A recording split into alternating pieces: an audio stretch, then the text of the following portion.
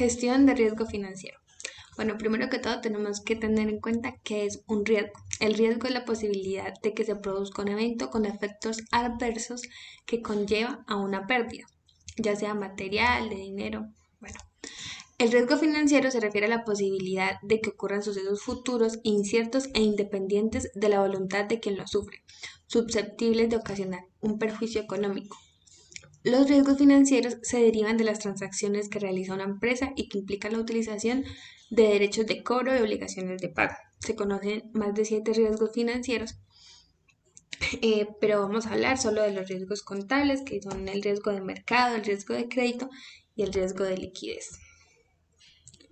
El riesgo de mercado surge cuando se producen pérdidas en el valor y la posición de un activo en una empresa a causa de la propia fluctuación del mercado. Es decir, este tipo de riesgo financiero se asocia por lo general a un cambio en los precios o en los patrones de consumo de los clientes de dicha empresa o de dicho mercado. Existen 3 tipos de riesgo de mercado: el riesgo de cambio, el riesgo de tasas de interés y, como tal, el riesgo de mercado. El riesgo de cambio es aquel que aparece al realizar inversiones que implican un cambio en la divisa. De ahí la importancia de asegurarse que la divisa es estable y no esté en riesgo de sufrir una depreciación. El riesgo de tasas de interés tiene que ver con la subida o bajada pues, de estos mismos. Y el riesgo de mercado es el cambio de valor que producen las acciones y los bonos. Como sabemos, las finanzas no son una opción en un negocio o empresa. Sí o sí, una empresa debe llevar unas buenas finanzas para que no ocurran los riesgos y así se puedan tomar buenas decisiones. Normalmente, pues cuando mayor es el riesgo en un negocio, mayor es su satisfacción, pero se deben tener unos patrones claros, unas estrategias para poder salir de ese riesgo y no perder la empresa o no tener unas pérdidas grandes de dinero. El riesgo de crédito.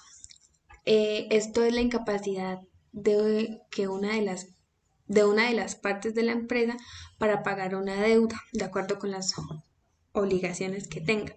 Un ejemplo de riesgo de crédito sería una empresa ante un impago, cuando uno de los clientes no paga por su servicio y la compañía debe hacer frente a una disminución del flujo de caja al asumir los gastos del servicio prestado. Cuando el cliente no afronta los pagos a tiempo, pues la empresa se ve en la obligación de reclamarle y pues en este proceso la empresa pierde tiempo y pierde dinero. El riesgo operativo. El riesgo operativo tiene lugar como ocurren pérdidas financieras por una mala gestión, la falta de controles internos dentro de la propia empresa o la capacitación de los trabajadores, los fallos tecnológicos o errores humanos que afecten la producción de esta empresa y esto lleve a resultados no deseados. Este tipo de riesgo financiero es el que se da cuando, digamos, o el software no está actualizado o por el contrario no se proporciona la formación necesaria a los trabajadores para que estén al día en las novedades y en los cambios de los sistemas. En ambos casos que les han nombrado, la empresa puede afrontar una serie de problemas como caídas de los sistemas informáticos o también los ciberataques. Bueno, les voy a hablar sobre el riesgo de liquidez. El riesgo de liquidez es la capacidad que se tiene para pagar las obligaciones financieras a corto plazo. Por tanto, toda organización o negocio debe asegurarse de tener suficiente flujo de efectivo para pagar sus deudas. Hay que tener en cuenta que una empresa puede tener una cantidad significativa de capital, pero al mismo tiempo un alto riesgo de liquidez, si no se pueden convertir estos activos en dinero para cubrir sus gastos a corto plazo.